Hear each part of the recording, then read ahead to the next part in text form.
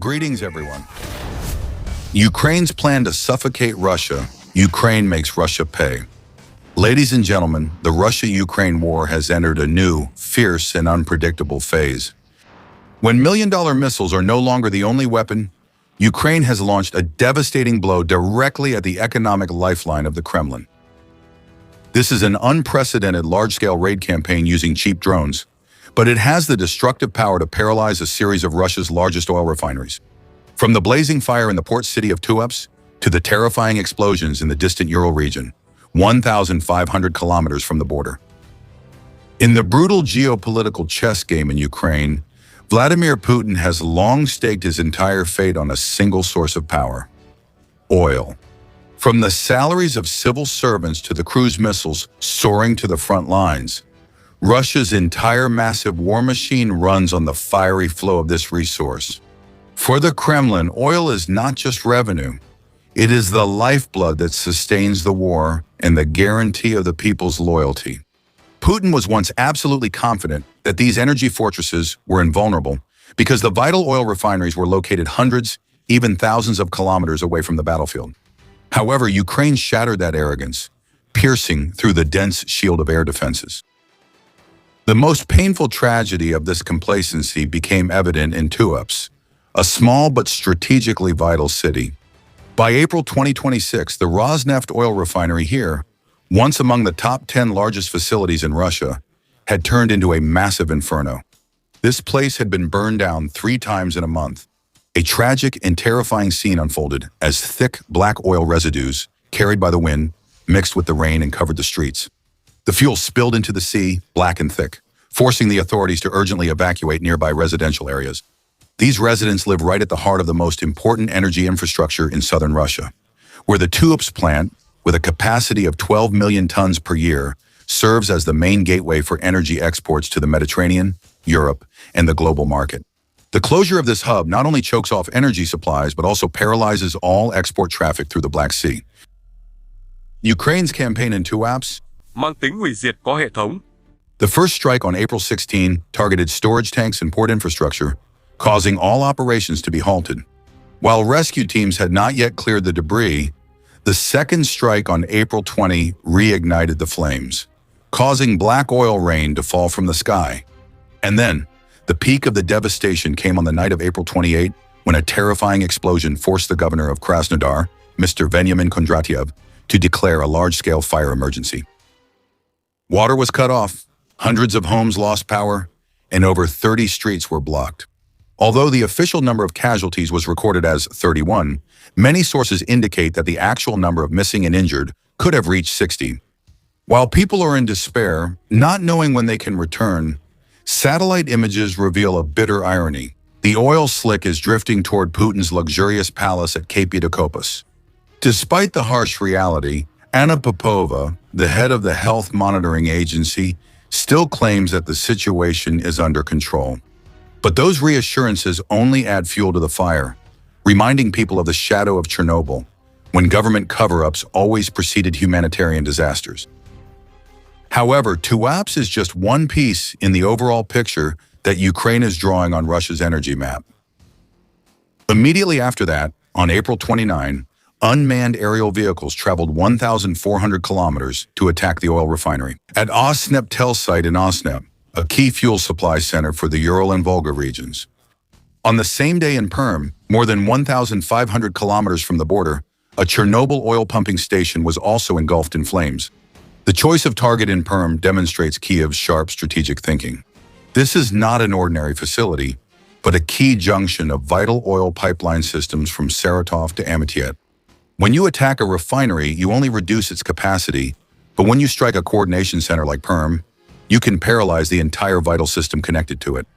With a throughput of up to 180 million tons per year, a significant portion of Russia's oil output has been halted here. Not long before, the Yadosh refinery in Yaroslavl, Russia's 4th largest facility, also could not escape the fate of being burned down. With just one precise strike on the distillation tower, 500,000 barrels of oil per day disappeared from the production system. When placing all these black spots on the map from Tuapse in the south, Yaroslavl in the northwest, to Perm in the east and Oz in the southeast, we can see a geopolitical nightmare surrounding the Kremlin. Ukraine is simultaneously attacking Russia's entire energy infrastructure across a vast geographical area. Since 2022, the range of Ukraine's defense forces has increased by up to 170%, causing half of Russia's top oil refineries to become paralyzed. About 1.45 million barrels of daily oil capacity have been eliminated. These are no longer isolated attacks, but a campaign to strangle the Russian economy, causing 3/4 of its financial power to be shaken by small drones that wield the power of fate. These attacks are neither arbitrary nor isolated. In fact, they are a coordinated, all-out campaign, carefully calculated to systematically shut off Russia's oil supply. Ukrainian officials do not hesitate to describe this as the most effective and rapid form of punishment ever. And they have reason to be so confident, because what the G7 bloc spent years debating about comprehensive energy sanctions, Ukraine's drone squadrons have accomplished in just a few short nights. While the world has been waiting in vain for a solution through indirect means for the past 4 years, Ukraine has enforced its own kinetic sanctions, creating immediate momentum that changes the battlefield situation. The economic consequences are clearly reflected through the stark and telling numbers. The destruction of the Tuapse refinery has removed about 240,000 barrels of oil from daily refining capacity. This is not simply a decline in export turnover, but it also creates a cascading shock across the transport system. All crude oil, diesel, and fuel are transported through Tuapse port, which accounts for a significant portion of oil tanker traffic in the Black Sea. Now, ships are forced to reroute to Novorossiysk port, but this port is already overloaded and cramped, making an economic bottleneck inevitable. Russia's total crude oil output has dropped sharply by 300,000 to 400,000 barrels per day. Even more astonishing, out of 46 storage tanks at Tuapse, 24 were completely destroyed, and 4 others were severely damaged, rendering 61% of the fuel storage capacity there useless. Repair efforts are expected to take weeks, even months, but Ukraine's follow-up strike tactics have made any hope of recovery impossible. Whenever the repair crews just start working, the next strike comes. From the first attack on April 16 to the follow-up strike on April 20 and the deadly finishing blow on the night of April 28, Russia has been forced to watch helplessly as a refinery is wiped out with no chance of revival. This brutal strategy is also being applied at the Sazatop plant, which has been hit repeatedly from late 2025 to early 2026, rendering all reconstruction efforts futile. From a military perspective, this is a devastating blow aimed directly at the combat strength of the Russian army. The fuel refined at these plants are the lifeblood flowing through the veins of tanks, aircraft, and armored vehicles on the front lines.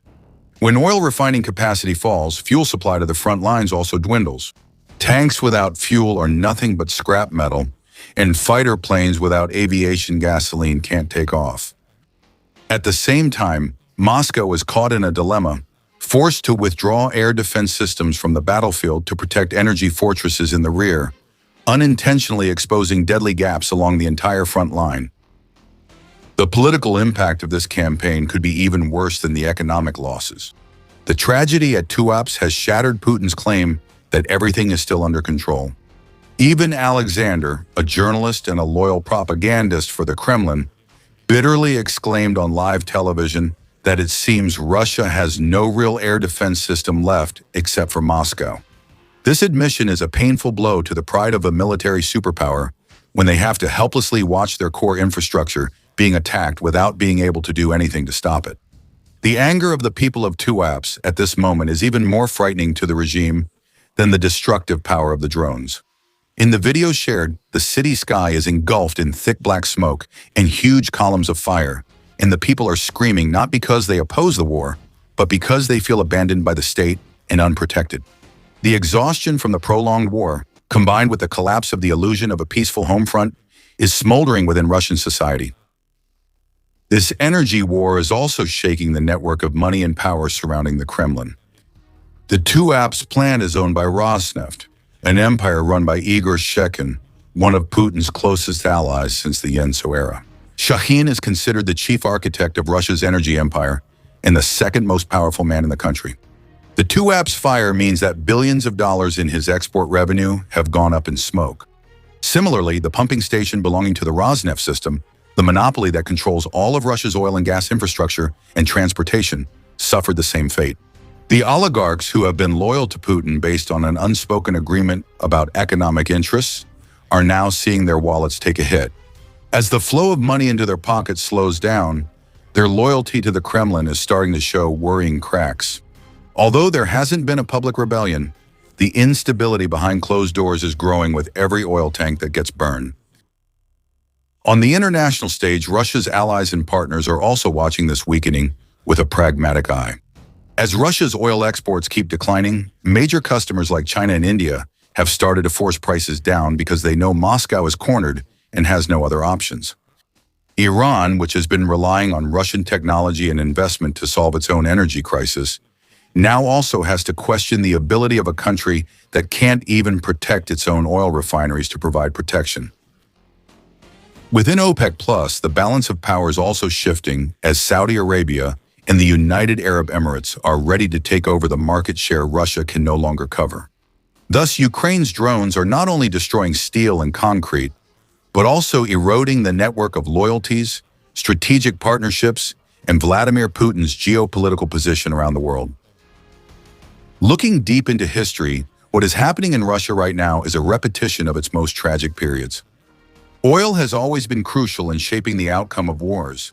In 1942, Nazi Germany launched Operation Edelweiss, targeting the Caucasus region, aiming to seize the oil fields in Maikop, Grozny, and Baku to strangle the Soviet war machine. At that time, Tuapse was also a strategic choke point, serving as the gateway for Soviet oil to reach the world. The Germans advanced close to Maikop, but the Soviet army chose to set fire to their own facilities rather than let them fall into enemy hands, creating massive fires and black smoke that covered the entire sky. 80 years later, those horrifying scenes were repeated in this very city, only the method was different. If in 1942 it took hundreds of thousands of soldiers and massive bomber squadrons, today drones costing only a few $1,000s are carrying out the same mission with even more devastating effectiveness over a much larger area. The logic of war has not changed over the past 80 years. If you want to break the enemy's will and fighting capability, cut off their oil supply. The only thing that has changed is the cost of the tools of destruction. The huge cost difference between a cheap drone and a billion-dollar oil refinery is shifting all the advantages toward Ukraine. Looking at the big picture, Ukraine's campaign of attacking energy strongholds has become one of the most effective fronts of this war. Half of Russia's top 10 oil refineries have shut down, taking 1.45 million barrels per day of capacity out of the system. The range of the attacks has increased by up to 170% since 2022.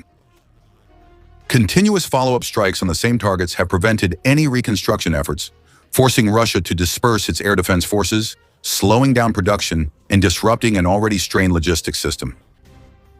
In the face of this brutal campaign, what can the Kremlin do? No air defense system is dense enough to protect thousands of kilometers of pipelines, dozens of refineries, and hundreds of storage tanks at the same time. The bitter admission by propagandists that there is no longer any significant air defense network outside the Moscow reflects a harsh reality. The issue is not just the numbers, but also the distribution of forces. When you withdraw S-400 missile batteries from the front lines to protect oil refinery areas, the checkpoints at places like SO or Kharkiv will be left exposed. When the air defense systems are deployed to Tuapse, the protective shield for strategic bases at Kvir will become more fragile than ever. Russia is falling into a geopolitical trap of its own making, forced to constantly reallocate its limited resources, and each time they do so, they create a deadly gap elsewhere for Ukraine to exploit. Ukraine is exploiting this dilemma so quickly that the opponent can't catch their breath. Now it's Tuapse, tomorrow night it's Pekmer, and then Oysir. A new strike always comes before Russia has time to recover and redeploy its defenses.